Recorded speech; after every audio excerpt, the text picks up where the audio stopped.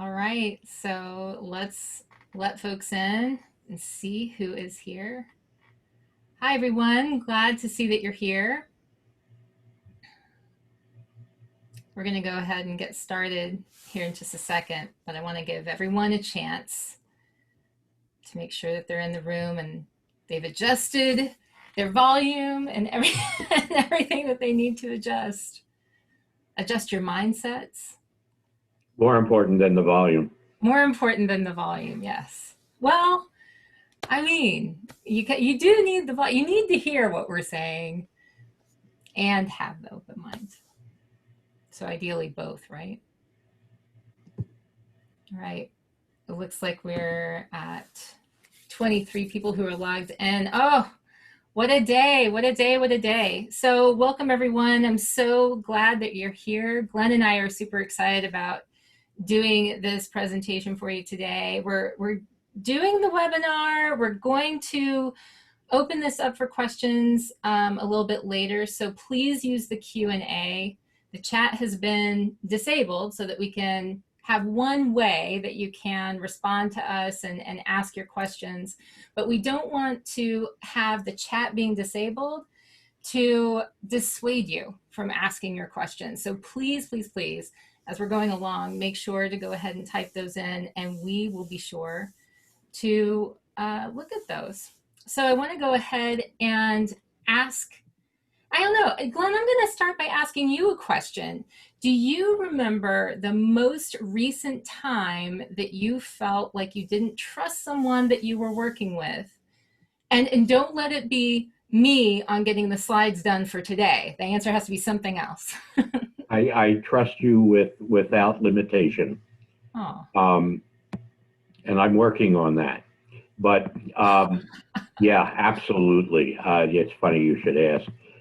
Just a couple of weeks ago, we were working with a client in a second phase of a strategic planning process. And this particular client ignored a recommendation that we had made and took an idea to the board that really was premature and wrong. Well, that wasn't the problem. But the problem was that this particular CEO then asked me to lie to the board, to tell the board that in fact that was the recommendation that we made.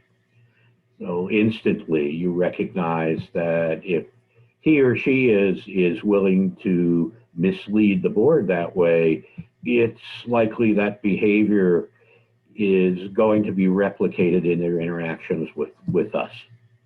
That was a rapid dissolution of the trust that existed. What we did, by the way, because we didn't want to embarrass them, is we had him explain to the board what the rationale was behind the choice that he made, what the choices were, and we explained why it ended up being not the right choice because the assumptions were wrong, but here's what you could do to get back on track. Wow.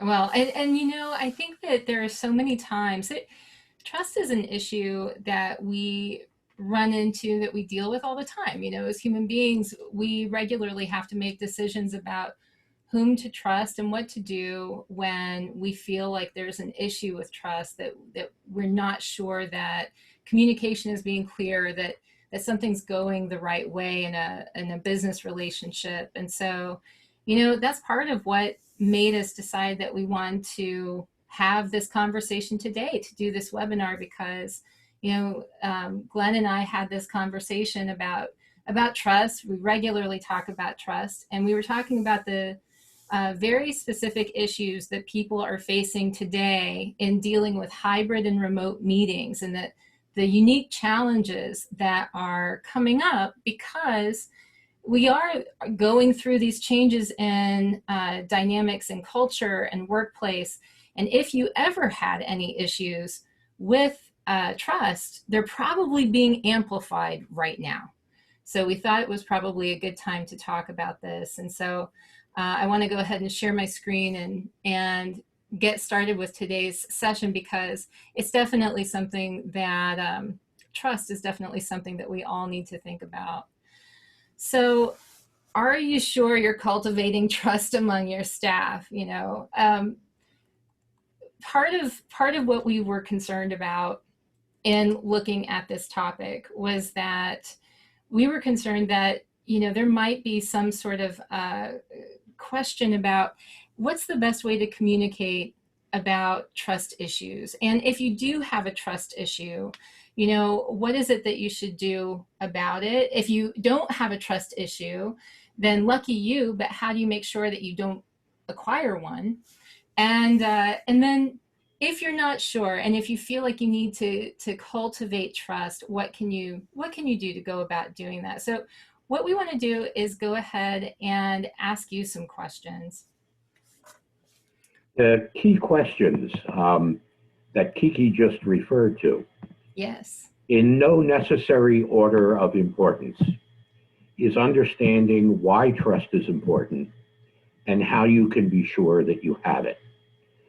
One of the reasons for this conversation was a slew of requests that we were getting from associations that we work with who were feeling some tension and angst in the way the group was working together, sometimes driven by the fact that physical distance has now disappeared as a result of the virtual environment we have to work in, sometimes driven by the amount of unpredictable change and the rate of that change was occurring, sometimes caused by changes in what the organization was doing and what it was expecting individuals within the organization to do, and the inability to naturally gather around somebody's chair or the coffee pot and talk it through. And the questions that we were getting were interesting because they came from a variety of perspectives. In a nutshell, the questions are, do you trust your staff? Does your staff trust you? And does your staff trust each other? Yeah, and along with that, there are questions you have to ask yourself. When we go through these next several slides, we're going to talk about why trust is important and how you can be sure that you have it. But what we want to do is do a little poll right now and try to figure out where you are. So I'm going to go ahead and launch this poll, and if you can, go ahead and vote. Which do you think is your issue? Do you have trust and you worry about sustaining it? You don't have trust and you want to cultivate it? You've lost trust and you want to get it back? Or you're unsure, you just don't know where you are right now? And Well, by the way, if you come up with another alternative right. to these possibilities, we'd be very curious as to what they are. I would love to know yeah, right. There's probably something we haven't thought of here.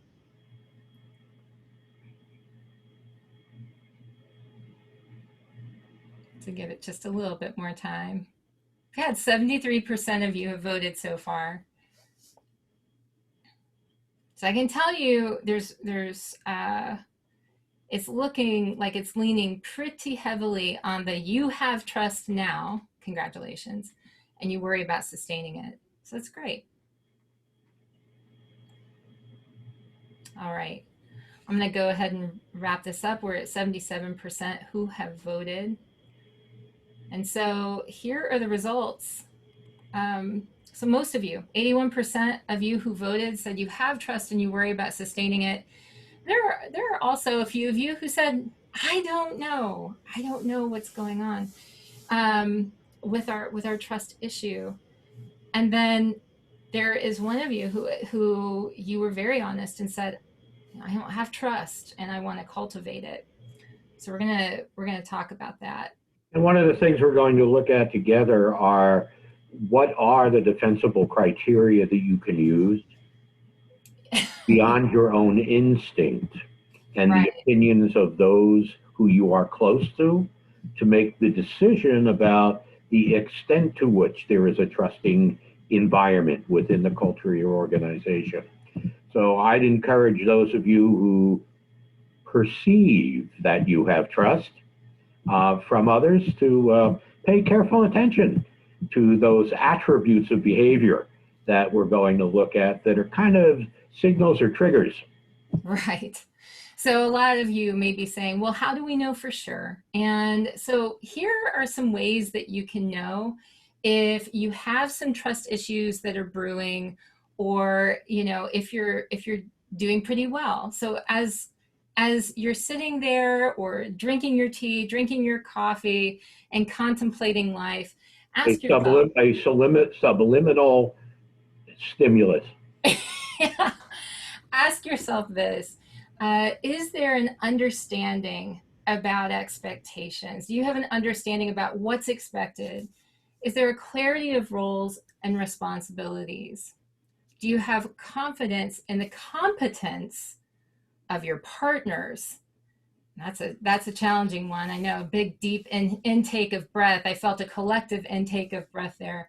And then active engagement in knowledge-based decision making.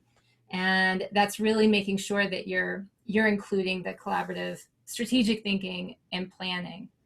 And if you have all of those things, fantastic. I would say that we're always trying to figure out ways to make sure that we're using these different areas, that we're actually actively pursuing all of this in our businesses, in our organizations, and in our communications with other people.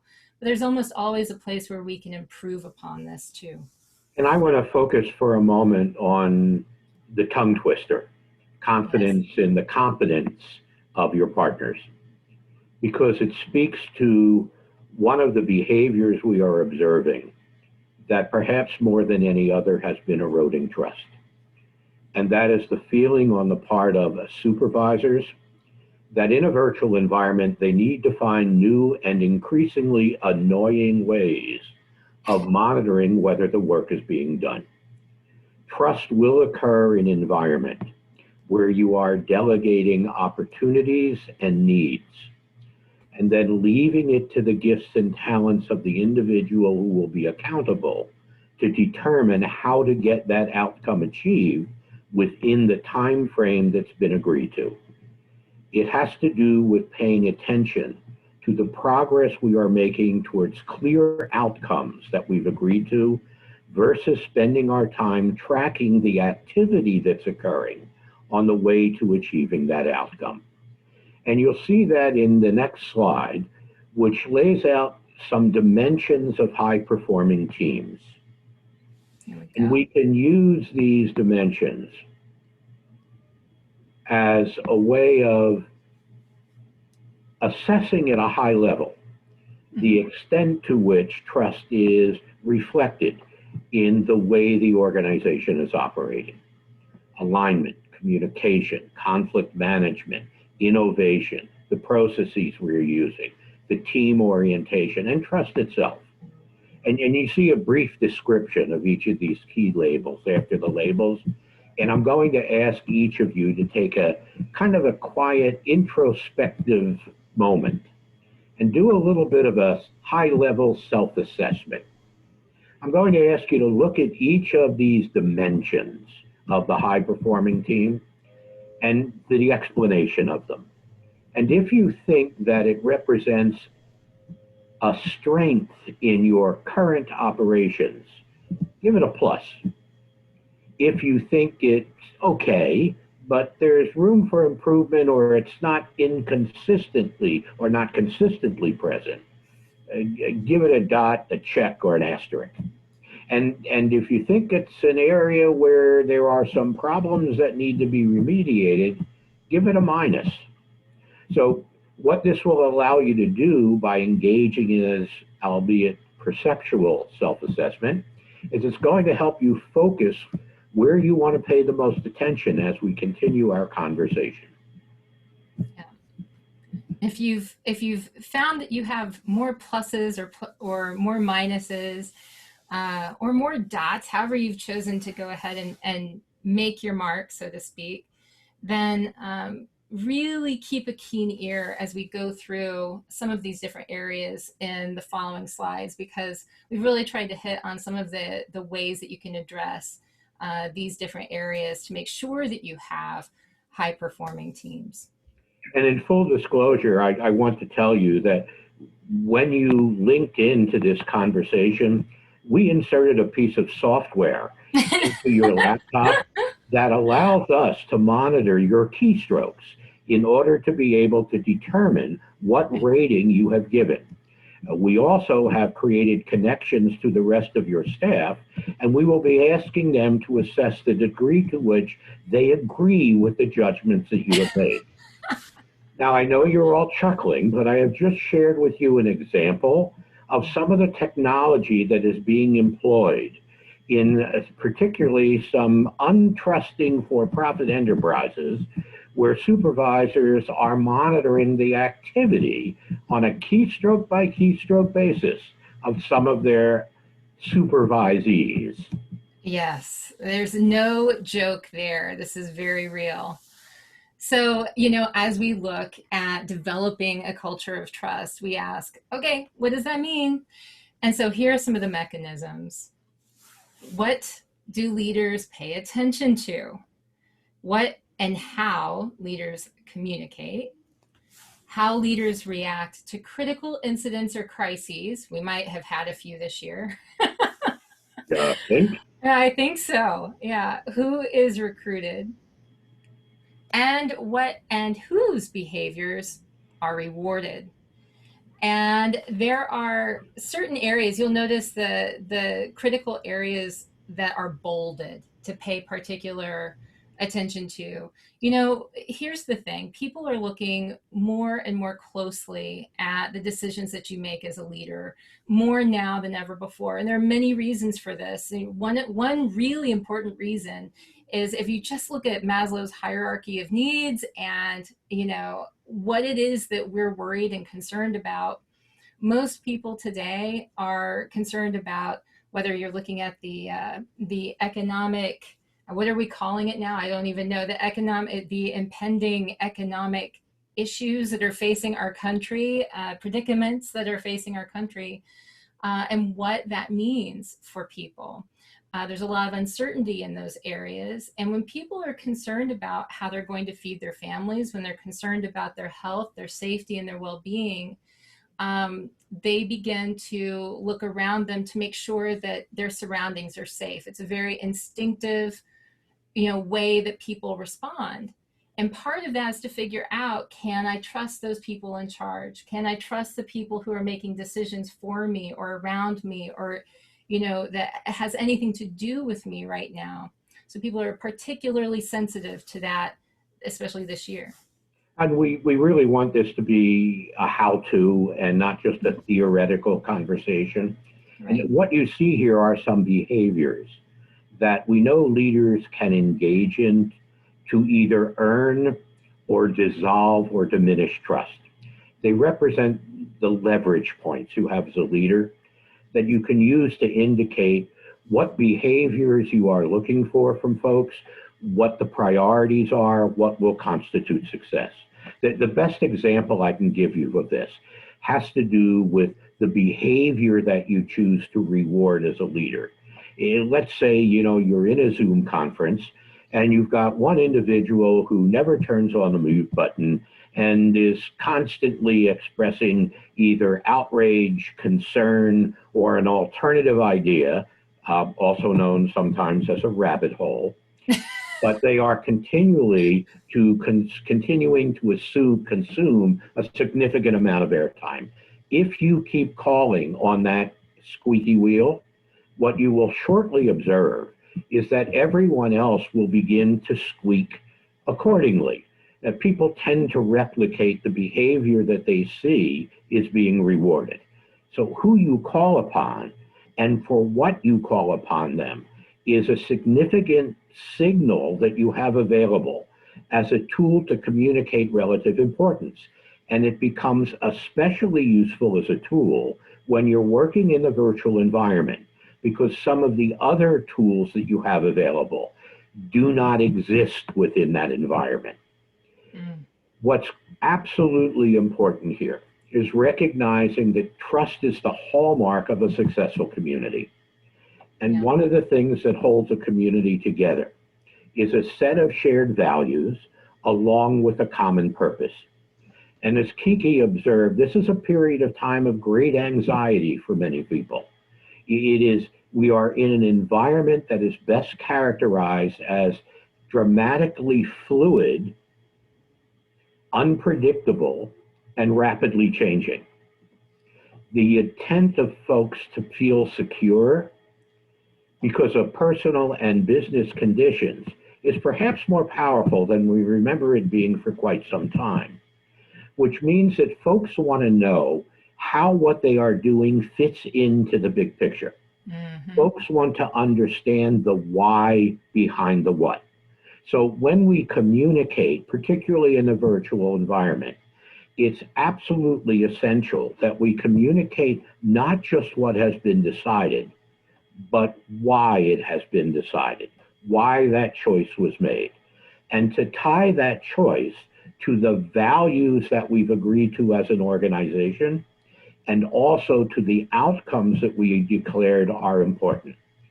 Folks will trust when they feel appreciated. They will not trust when they don't.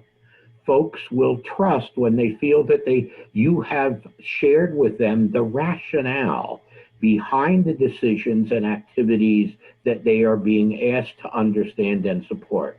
They will not trust when they do not understand the why behind the what. Yeah. Well, and adding to that, something you mentioned a little bit earlier was this article that we were talking about. You shared with me.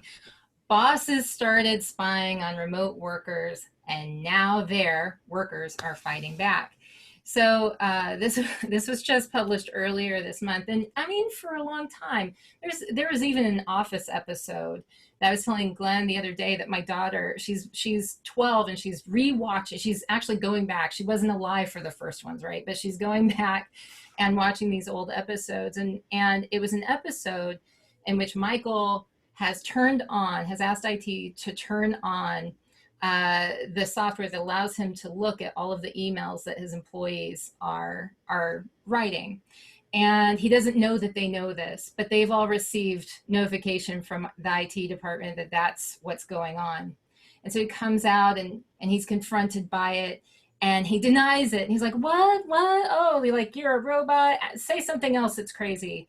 And then they said, well, hey, we know that you're looking at our email because we got this notice. The reason I bring up this anecdote is because we've known for a while that, an employer, we have the ability to go and to snoop in if we feel like there's something that's happening that might be wrong or that we have to check on.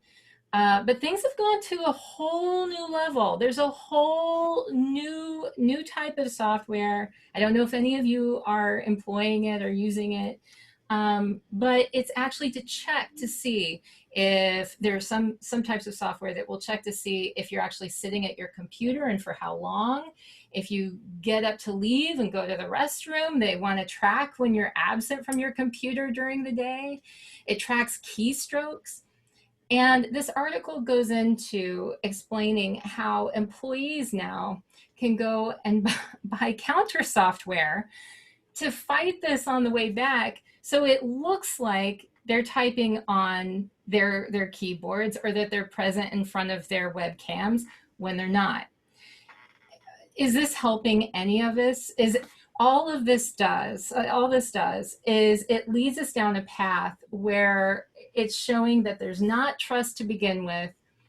There's likely not trust coming back. And you can see how there's this snowball effect of, is anyone trusting anyone? And is anybody actually there in front of their computers just on principle alone? I mean, it's almost like I don't need to be tied down. And this is headed in a dangerous direction because it is sort of creating this culture of mistrust or distrust, which we have to be very careful about. And that's a perfect link to two of the questions that have been posed to us by a couple of folks who are online with this.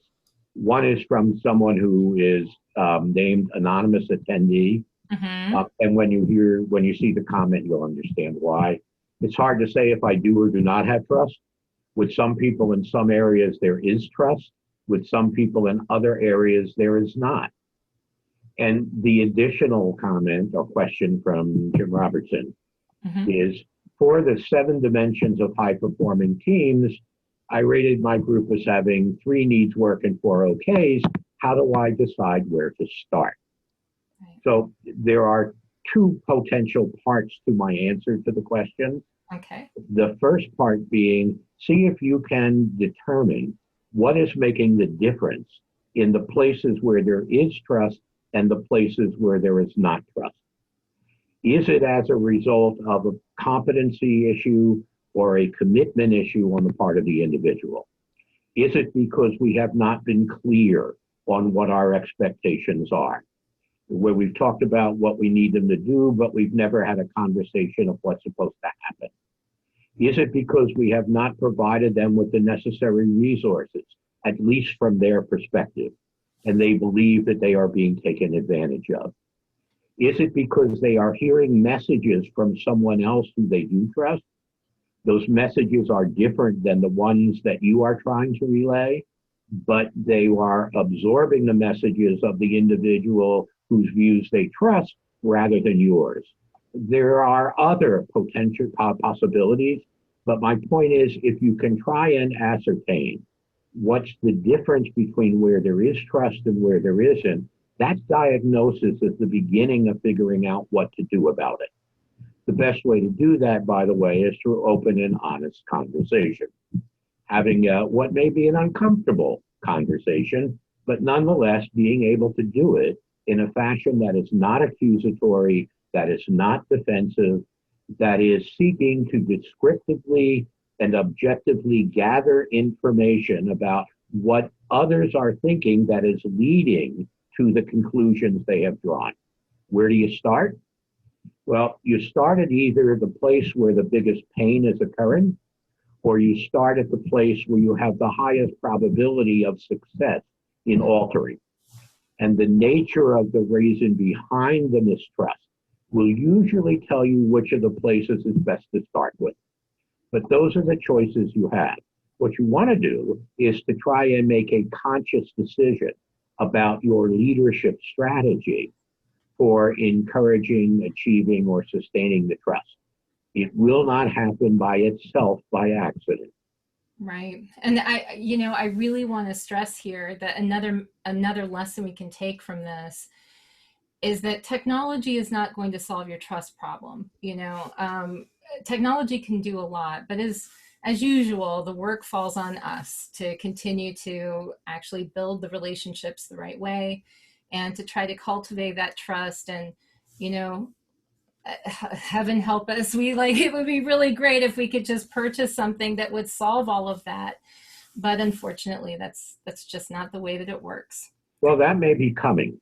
It, A friend of, and I have shared this with Kiki before, a friend of mine who is a chemical biologist, and I'm not sure that's the right term, but that's kind of what they do, has suggested that smells have a lot to do with whether there is trust within a group. I forget the word for it, phonemes or something like that, but different folks give off different scents. oh, the And pheromones. in fact, pheromones, yes, Right, right. based upon how they're feeling at the moment. And everyone recognizes them. It's just hardwired into us as creatures. Well, this particular friend of mine who was at Texas A&M is working on a spray that can be employed. So as you gather together in the room, the first thing you do is you spray the room for trust. Now, whether or not that will occur in reality, I'm not sure, but I do know that it would be Oh my especially gosh. difficult to use in a video conference. Yeah, you want to bring back the smell-o-vision idea. Also, don't go to any timeshare meetings ever again. They would have that. Oh, they would have that. All right. But the key here, the thread through this entire piece of the conversation is the need to focus on the outcomes that you want to be accomplished, Right. not on the activities that are required. It's the difference between leadership exercising oversight and leadership engaging in supervision. And now I'm speaking at the CEO level, really.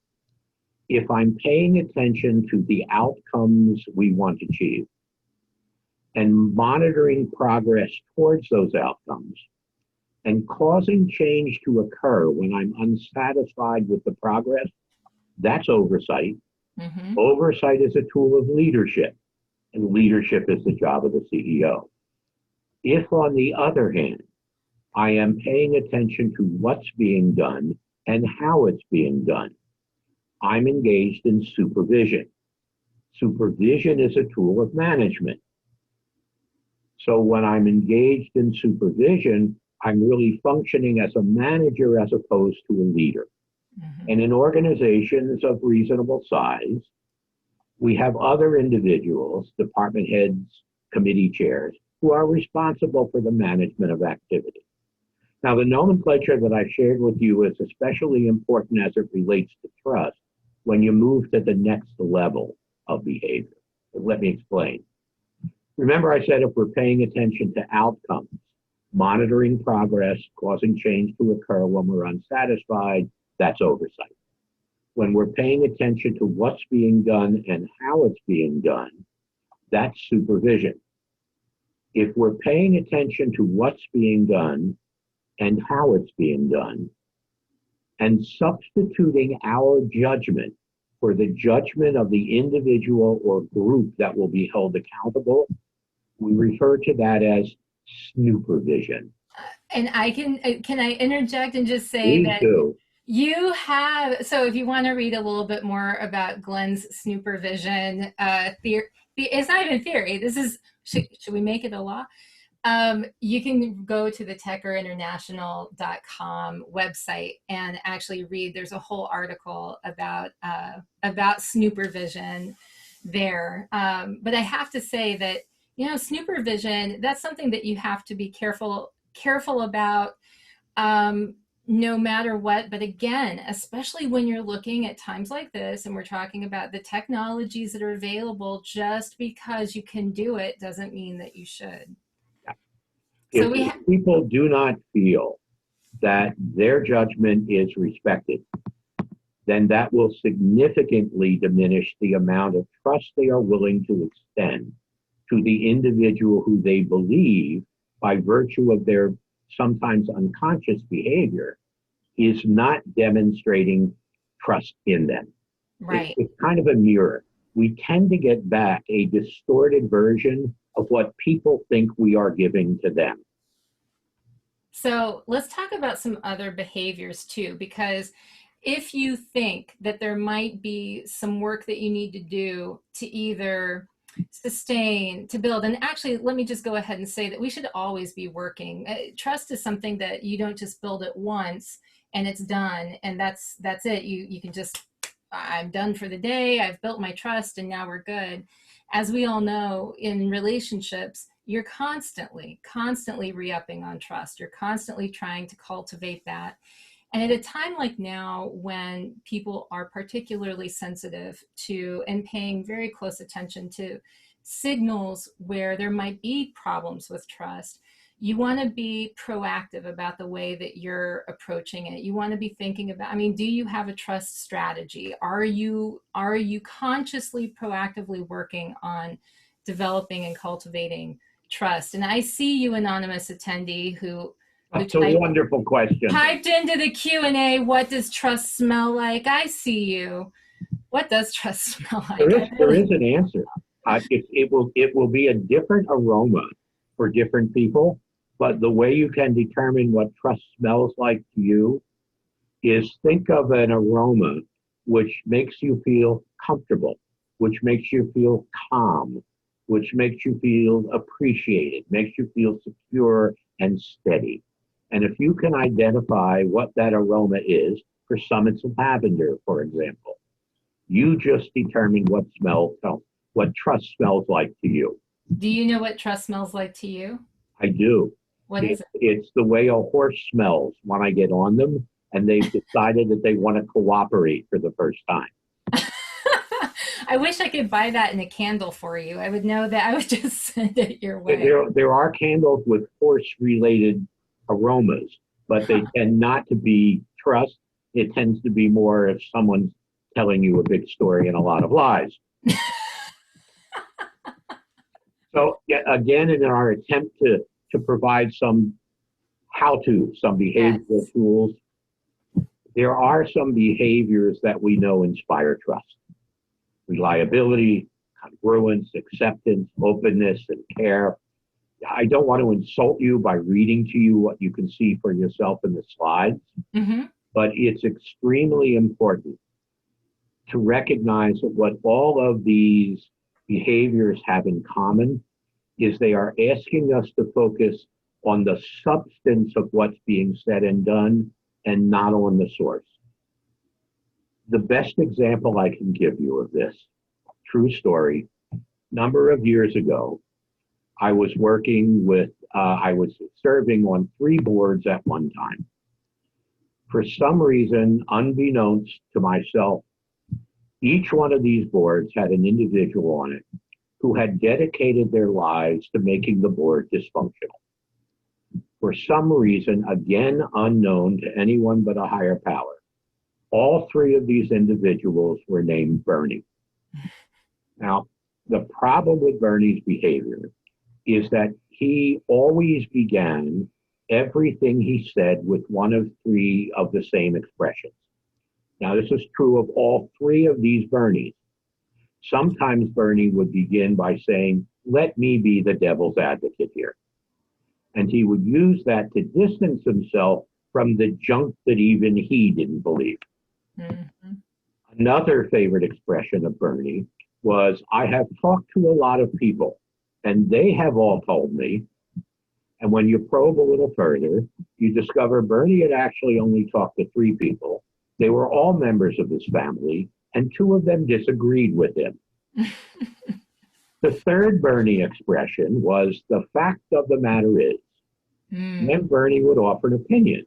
And we'd have to say, "Bernie, the fact of the matter is you have an opinion." Well, what does this have to do with the behaviors related to focusing on substance and not source? Well, that experience for those 3 years really jaded me. And it was a long period of time before I could take seriously, A, anyone named Bernie, and B, anyone who began their contribution with one or another of those expressions. And I began to feel that I was losing the opportunity to really understand the ideas that were behind the style and the source. So a mentor of mine made a suggestion, and the suggestion was, pretend that somebody else has said it. When a Bernie speaks, ask yourself, well, what would I think if Paul had said this? Mm. Or how would I respond to this suggestion if in fact Donna had made it? And what it has allowed me to do over time is to focus on the substance of what is being said, not the style. To focus on the substance of what's being suggested and not the source. And if you can discipline yourself to do that, it frees you from the prejudices and the unconscious biases that you bring to interactions with others that can be the undercurrent of the reason why trust is eroded. Right. Yeah. The Bernie story is such a good, the behavior of Bernie story is such a good example because, once you hear it, you keep wanting to go back to it for sure. Because I think we've all had the Bernies, right? We've all had those in our meetings where we just automatically tune out or want to dismiss whatever that person says. So the challenge is always to look at the substance and not the source. And we do have a question that I want to mention. First anonymous attendee says, the devil doesn't need an advocate. You're absolutely correct. The devil does just fine. Isn't that a song? Probably. A And country and western then song? and then Michael says, creating and maintaining trust as you onboard new team members in a virtual environment is a big need now, and for which I have not seen any clear roadmaps. Is there one? This is true for volunteer leaders and for staff. My response would be that the best onboarding involves immediately integrating the individual into the real work of the organization. Hmm. So you make them aware of what are the outcomes that we are trying to achieve. What kind of work are we doing to achieve those outcomes? How are we organized in response to that? What are our core values? What are the things that are most important to us? And for the next 6 months, the next year, what are the high priorities of this organization?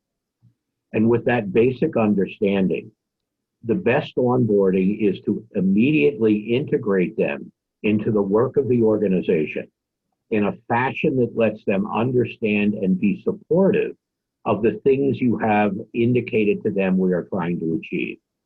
That's a very big difference in an approach to onboarding than the traditional onboarding, which is here's the organization chart, here's the budget, here's some pictures of people, and most importantly, here's the form that you fill out to get reimbursed for expenses. But what you really want to do in that onboarding is help them understand how things get done around here. Hmm. Hmm. How do we make decisions? How do we work with each other? What behaviors are encouraged and what things are we sensitive to? So, and the best way for them to see those implied is to immediately engage them in the real work of the organization. Right. And something you just said actually ties in really well to our next slide, which is these are a couple observations about trust. And so one is that it does require this communication system that is open and spans all segments of the organization. Communication right now is more important than even communication is always important, even more important now. More important to make sure people do understand the decisions you're making and why you're making them so that they can see into that process. Trust occurs in organizations where there's open access to information about what the organization is doing, why it's doing it, and how well they're doing it. In a little bit, we are going to talk a little bit more about this idea of transparency and what the keys, we hear it thrown about quite a bit, the word transparency, but what does it actually mean? What does it not mean? And how does that play into our ideas about trust and how to cultivate it purposefully within an organization? Yeah.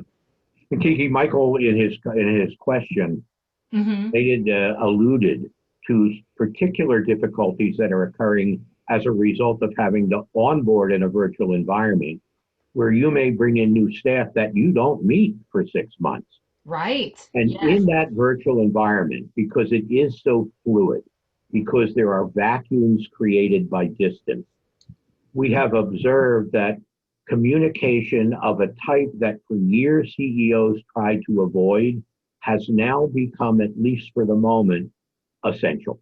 Mm-hmm. What it involves is communicating to key stakeholders more frequently than we ever have before, and communicating to key stakeholders at a level of detail that we have more than we have ever before. Oh wait, hey, let me move on to the next slide because we are. Do you know we're so in sync right now that this is naturally the direction we're headed? I mean, what I'm Yes. observing here is in time in these remarkable times of Yes. unpredictability, of fluid change, of multiple pivotings. And by the way, I will tell you last what week I worked with an organization who was very proud of its nimbleness. Mm. Its favorite word was pivot, and it had pivoted in 2 weeks 4 times. And at the end of the 2 weeks, after it finished the fourth pivot, it found itself facing in the direction it started out in. So not only is it unpredictable, but it's rather rapid. In such an environment, people want to feel that they can influence their destiny, even if they can't control it. And they want to feel that the organizations with which they're involved are also capable of influencing their own destiny, even where they can't control it, so that they have confidence the association will be able to help them deal with the issues that are emerging. What that has translated into is the need for, I'll use an example, CEO communication to board and staff. to communicate at a level of detail about activity that for many years we cautioned CEOs to avoid. Right. The idea being if your report was about activity, you're inviting the group to talk about what you are doing. And that sometimes ends up with folks looking at what's already been done and spending their time offering opinions about what they would have done differently. But in this instance, because of the flux of change and the pace, people want to know what you are doing. It's even to the point where I attended this meeting, I made calls to these people, I spent my time figuring out answers to these questions. So at least for the moment, communicating at a frequency and a level of detail that we have avoided previously as kind of a time management strategy Mm-hmm. takes on a different kind of increasing importance. It's another example of how our current times are asking us to behave a little bit differently. And communicating frequently with that level of detail about what you are doing is one of the things that suggests you are being transparent and therefore will help earn trust. Something else that will help earn trust is listening. I'm Listening. sorry, did you say something? Yeah, listening. Yes. No, again, a lot of these different areas that we're talking about are just areas that they're always important in communication, but they need to be amplified now because of the fact that trust is being tested. And so, one of the big challenges to our communication now is the fact that with technology, we now have so many different ways to be distracted, so many different ways to not really be paying close attention during meetings, during the communication that we have online. Sometimes the technology really can be a barrier to that. I think all of us have probably by this point, through the many Zoom calls and Teams meetings that we've been on, have probably noticed that it's very difficult to know if somebody's looking at you or paying attention to you, or if they've drifted off, if they're scrolling, if they're texting out, or if they're checking out their tax statement. You don't know. You don't know what they're looking at, where they're looking.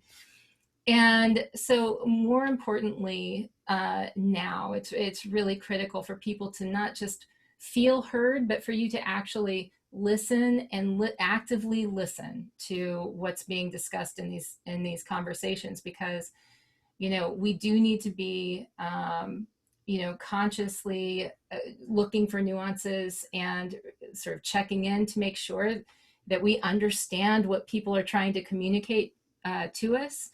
But we also, with that focus, we need to listen to understand very, very as much as we possibly can, and to ask questions along the way. And the other thing, and this is another article that you can look for that I wrote. So Glenn and I have been actively writing and posting our little blog posts. So you can look on techerinternational.com, and you can look at some association chat stuff to see some of these discussions about listening and trust. But before you offer your wisdom and your guidance and your suggestions, to ask if somebody's ready to hear this, because that's one thing that I feel like as we get older, we start to feel like we should share our great wisdom from experience. And I'm speaking, I do this. I'm really guilty of this. And I learned from a really talented friend of mine. She's an executive coach. And she asked my permission before she gave me advice on something. And I thought, wow, I don't know if this is a subtle hint on what I need to be doing more of, or what, but I'll take it. And when you ask before offering guidance, it not only shows that you're checking in with people to see if they are really looking for your advice, but it also shows that you've been listening to them. You haven't been just waiting for your chance to jump in and dismiss them with your great solution, but that you've actually been listening. Let me try to tie a couple of things together. Thank you. Um, Kiki talked about the value of what is often called active listening. And I would share with you the observation that active listening is essential in a culture of inquiry.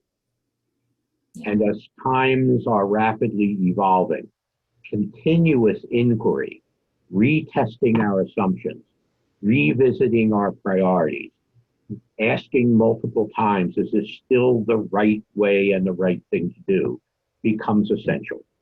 That conversation is a strategic conversation. So we have active listening, empowering a culture of inquiry, and a culture of inquiry empowering the process of thinking strategically. The process of thinking strategically earns confidence Mm-hmm. because people will understand that you are consciously making judgments about alternatives, advantages and disadvantages, and selecting based upon the best knowledge that you have at the moment, while you are remain prepared to monitor and adjust those judgments as new information emerges. Earning the confidence is one of the ways in which we earn trust.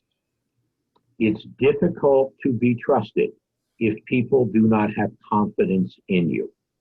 And I'm applying this particular rubric: active listening, culture of inquiry, process of planning strategically, earning confidence, earning trust, both to the behavior of the association as an enterprise and to the behavior of the individuals within the association who are modeling the behavior that you want to see reflected elsewhere. Mm-hmm. When all assume responsibility based upon an understanding of the relationship between those commitments, that's when folks begin to trust each other. That's how we get to the culture of trust. Yeah. This is really another slide where it's reinforcing that discussion we had earlier about sharing more details than you usually do, to be able to show the work of that strategic Yeah. thinking. The analogy that Kiki reminded me of the other day in conversation is she remembered, and I had the same experience when we were in elementary school and middle school. We both had math teachers who insisted that we show our work. You just couldn't say, here is the answer to the question. You had to show, here's how I got there. Well, the analogy is useful in terms of thinking about what the construct of our communications need to be in order to behave in a fashion that is sufficiently transparent. Yeah. Yes. So a lot of this we talked about before, and it is true that you're wanting to be able to constantly be communicating underneath your communications that you've got this, that you're thinking through things, and that they can trust in the way that you're making your decisions. Henry We Line, who was a former colleague, Mhm. came up with one of the best definitions of trust that I have heard, and that is that trust is the residue of promises kept. I love that.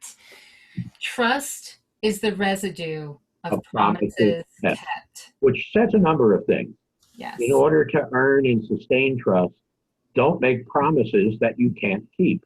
Right. Be clear on what the problems or the obstacles might be. Yeah. Second, and most importantly, don't make promises that you don't mean to keep. That's the difference between leadership and manipulation. And in this environment, if you are caught manipulating, trust will never be bestowed upon you again. Right. So, what's the difference between manipulation and leadership? Well, in a short example, if I don't tell you what I really know or what I really intend, because I'm afraid that you won't behave the way I want you to. If you do know what all that I know, and you do know what I really intend, that's manipulation. Manipulation tends to be the withholding of information, not necessarily the aggressive sharing of lies. Hmm. So it's kind of opening the window for folks to see. But when they look in the window, what they see is a lie. And the notion of looking through a window, and Kiki, that's what transparency is about, you think? Yeah. I mean, yeah, and I want to make sure we've got about 5 minutes, so I want to make sure that we get through these next slides because I we need to talk about sustained coherency. But um, the transparency question, is it enough to just say that you're transparent? Transparency has been a big buzzword for the association community for a while now. And transparency is a great thing. It's a way that you're able to, share what's happening. Certainly people can look in, they get an idea that they can see, like they're looking through a pane of glass into seeing the inner workings of what's going on with your organization.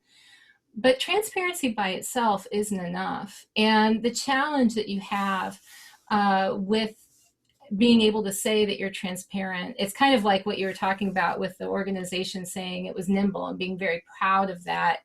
Well, be careful. You might be very transparent, but is that because you have trust and that's a sign that you have it? Or is it that you have transparency because otherwise there is no trust, right?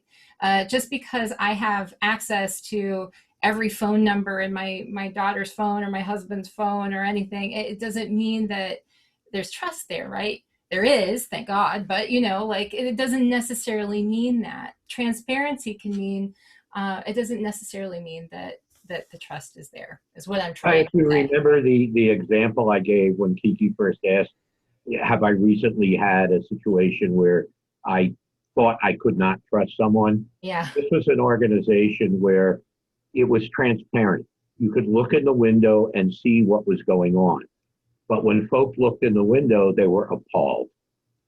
So it is possible to be transparent, but not earn trust. Because Hmm. what people see when you let them see it is not something they had hoped that they would see. There are some organizations that should never be transparent. Right. That old thing about not necessarily wanting to see how the sausage is made. Um, See, I expected you to agree and laugh, but see, that makes me feel that I just went a step too far with that. Now, Uncle Mark Anderson just shared with us a comment, which is a comment from Kiki about transparency was great. You can't state you are transparent. It's like when someone says, let me be honest, which usually indicates they haven't been honest with you before. One of the things that makes me nuts, and Mark knows this, is when someone says, can I be honest with you? What is my answer going to be? No, please lie to me right now. It's kind of like when a waiter comes to you and says, would you like fresh pepper? Well, what are my choices? No, bring me the rancid stuff from the back. So oftentimes the language that you are hearing from people is giving you a bit of a window into what their real intentions are. And being sensitive to that is another way in which you can determine whether, in fact, you need to probe a little bit deeper in order for trust to be sustained.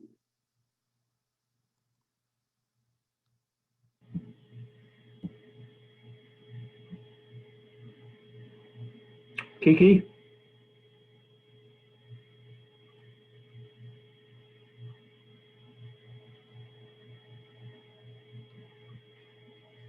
how do we maintain that trust? Well, what we're really looking to do is to maintain a sense of community within the organization.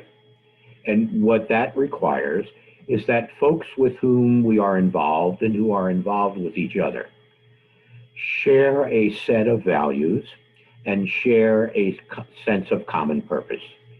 If we lose community, then that's one of the signs that work on trust needs to occur. Similarly, if we lose trust, that is signaling to us that we may need some time in rebuilding community. There are elements of what a community encourages. They are based on shared values and common goals. I want to note that community is not based upon shared demographics. It's based upon the values that are held. by individuals who are from a variety of different populations. Those values and beliefs may be disparate. They may bring us different perspectives.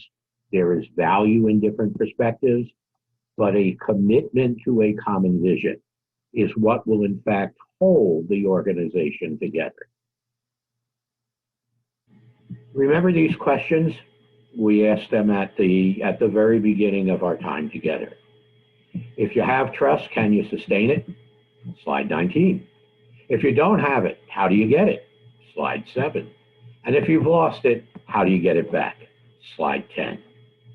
So I want you to remember that advice on how to accomplish or deal with each of those sessions is available on one another of the slides, which we will make available to all who have been involved in this conversation. And finally, what we wanted to share with you as a way of bringing it all together and summarizing it is a chart that lays out some of the things that you can think about to determine how much you trust your team members to follow through on the commitment to sustaining a trusting environment. Reliability, congruence, acceptance, openness, care. And you'll note that there's a series of questions here which serve as a bit of a perceptual self-appraisal, but they also represent the various dimensions of what is involved in a trusting culture, and therefore serve as another methodology for assessing where, as a leader, you may need to focus your attention to either achieve, promote, or sustain trust within your organization. And with that, we thank you for your time. We thank you for your attention. And as always, Kiki and I want you to know that we are always available to you to talk more specifically about the application of some of these concepts in your own organization. All you need to do is to email us and we'll get right back to you. And my email is very simple. It's gtecker@tecker.com. Kiki's email is just as simple. It's kitalian@tecker.com. So with that invitation to continue the conversation, if at any point and in a fashion that would be useful to you, we thank you for your time. We hope you found this time useful and somewhat enjoyable, and wish you a successful remainder of the day. Please be safe and be smart so that you can be happy. Bye-bye.